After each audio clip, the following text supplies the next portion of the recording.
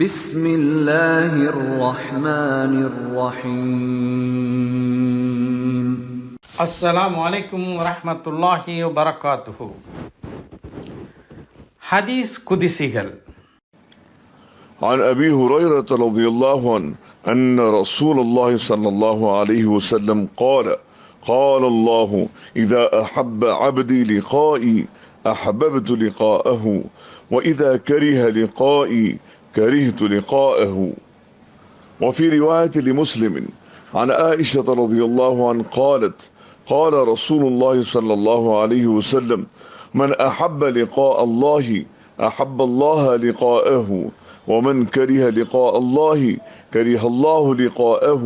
فقلت يا نبي الله أكراهية الموت فكلنا نكره الموت؟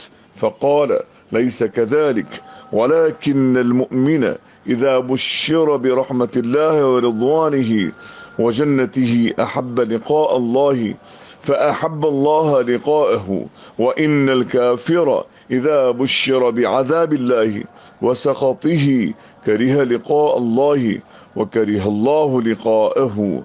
رواه البخاري ومسلم والترمذي وأحمد وابن ماجه والنسائي. 30ஆம் ஹதீஸ் குதிசி அல்லாஹ்வின் சந்திப்பை விரும்புபவர்கள். அல்லாஹ்வின் திருத்தூதர் ஸல்லல்லாஹு அலைஹி வஸல்லம் அவர்கள் சொன்னதாக அபூ ஹுரைரா ரலியல்லாஹு தஆலா அன்ஹு அவர்கள் அறிவிக்கின்றார்கள்.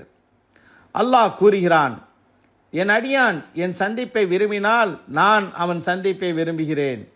அவன் என் சந்திப்பை வெறுத்தால் நானும் அவன் சந்திப்பை வெறுக்கின்றேன். ஆதார நூட்கள் புகாரி, முஸ்லிம், திருமிதி, அஹ்மத், இப்னு மாஜா மற்றும் நசையி.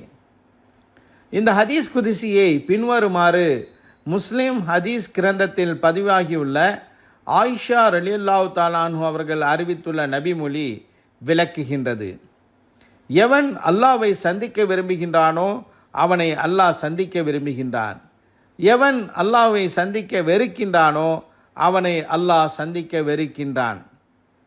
அல்லாஹ்வின் தூதரே, இது மரணத்தின் மீதுள்ள நமது வெறுப்பின் காரணமாகத்தானே?